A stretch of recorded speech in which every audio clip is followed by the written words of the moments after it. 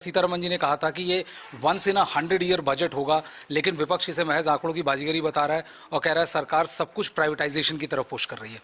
देखिए, विपक्ष का काम है अपनी बात बोले। हम तो इस बजट को क्रांतिकारी कहते हैं। हमारे नेता प्रधानमंत्री नरेंद्र मोदी जी की साहस, सोच और भविष्य के रास्ता कैसा होगा उसका संकेत देखते हैं। कोरोना काल में सबकी जान बचाया, lowest death rate, lowest affliction rate. दूसरा क्या हुआ, इस बात को आप समझिए कि हमें भारत को स्वस्थ रखना है तो 64,000 करोड़ उसकी चिंता की। हमें भारत के लोगों को अच्छा खाना भी, न्यूट्रिशनल फूड, उसकी चिंता है। स्वस्थ जल पीने का हो तो आपने देखा लाखों करोड़ की व्यवस्था की गई है। और जो स्क्रैप है, जो बाकी से लोगों का स्वास्थ्य खराब होता है इन्वायरमेंटली, उसकी भी चिंता की गई थी। तो उसको पूर्णता में देखता है। फिर यही नहीं, अब हम जरा जाएंगे कि भारत को मैन्युफैक्चरिंग में आगे बढ़ाएं तो पीएलआई स्कीम आया। आपको मालूम है कि इलेक्ट्रॉनिक में पीएलआई की स्कीम में क्रांति हो गई। दुनिया के सब टॉप कंपनी यहाँ आ गई हैं, कुछ पड़ोस के देशों से उठ कर आ गई हैं। हम भारत को mobile phone component, laptop, tablet, iPad, PCB में बहुत बड़ी ताकत बनाएंगे। और आज जो ड्यूटी में थोड़ा 2% जोड़ा गया है, जो पहले 0 था, वो भारत बाहर के लोगों को रोकने के लिए रोका गया है ताकि आत्मनिर्भर भारत और तेजी से आगे बढ़े, बाहर एक्सपोर्ट करे। आप इंफ्रास्ट्रक्चर देखिए, तो क्या इंफ्रास्ट्रक्चर, क्या इंश्योरेंस कंपनी में 74% एफडीआई, फॉरेन मैनेजमेंट के साथ भारत की शर्तों का पालन करना पड़ेगा। और जो आपने डिसइन्वेस्टमेंट की बात की, हमने साफ फैसला किया है कि 2 प्रकार के, एक होगा स्ट्रैटेजिक सेक्टर, टेलीकॉम है, हाईवे है, और बाकी दूसरे सेक्टर। जरा एक बार आप अपनी टीम को भेजिए और बहुत सारे पीएसयू को देखिए कि सैकड़ों एकड़ जमीन है, काम 0, तनख्वाह देने के पैसे नहीं। क्या किया जाए? ये टैक्स पेयर का पैसा इसी तरह से सड़ने दिया जाए? तो इसके पीछे ये स्ट्रैटेजिक सोच है, ये मैं कहना चाहूंगा। सर, आप इलेक्ट्रॉनिक्स मिनिस्टर हैं और जो कस्टम सेस लगा है इसके ऊपर, लोगों का कहना है कि जो इलेक्ट्रॉनिक चीजें हैं वो महंगी हो जाएंगी। विपक्ष का ये आरोप है। जरा जाके देखें कि पहले भारत में 2 मोबाइल फैक्ट्री थी जब हम 14 में मंत्री बने थे, अब 268 है। पीएलआई के कारण दुनिया की टॉप कंपनियां कोरोना काल में आई हैं। जैसे मैंने बताया, पड़ोस से उठा के भी फैक्ट्री हम ले आए हिंदुस्तान में। यहाँ एप्पल, सैमसंग सब बन रही हैं। ये जो ड्यूटी लगाई गई है, ये अब बाहर से आना कम हो, क्योंकि भारत का मोबाइल फोन एक्सपोर्ट हो रहा है, भारत का चार्जर एक्सपोर्ट हो रहा है।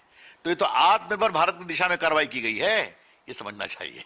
सर, आप इंफ्रा की बात कर रहे हैं, इंफ्रा के पुश की बात कर रहे हैं। विपक्ष का कहना है कि ये जो पोल बाउंड स्टेट्स हैं, जिन राज्यों में चुनाव होना है, केवल उन्हीं राज्यों में मोदी सरकार ने इस बजट का इस्तेमाल किया। मैं बहुत विनम्रता से कहूंगा कि विपक्ष सदन में आके बहस करें। अच्छा बोलने वाले लोग हैं, उसका जवाब देने के लिए हम बैठे हुए हैं। आज का दिन का बजट विपक्ष के मानक पर हमें पास नहीं करना है।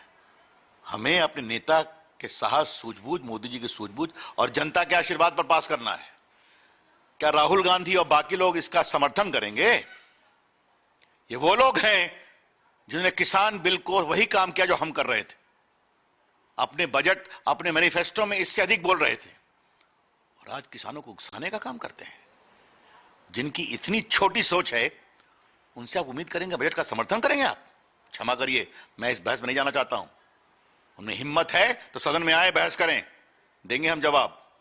ये पूरा बजट आप किसानों की बात कर रहे हैं। इसमें किसानों के लिए कितनी बड़ी बात है। 1000 मंडियां और जोड़ने की बात है ई-नैम में।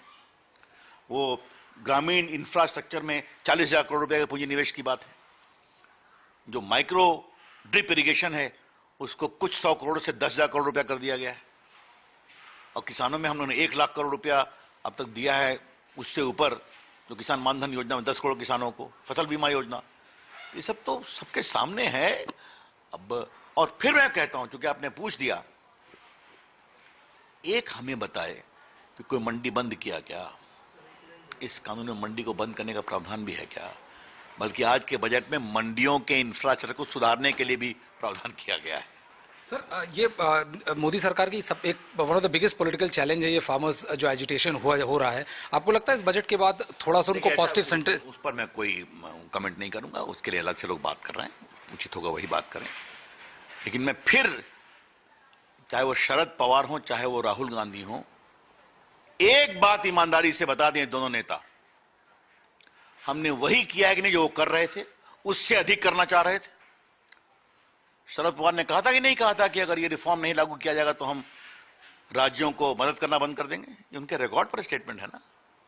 तो इसलिए चलिए, अब उनकी अपनी सोच है।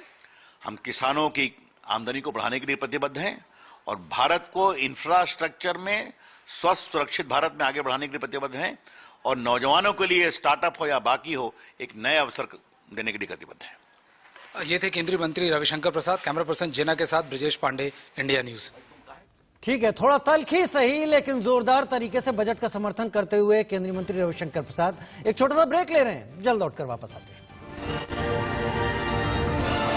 बजट कोरोना बाद इंडिया न्यूज पर आज दिन भर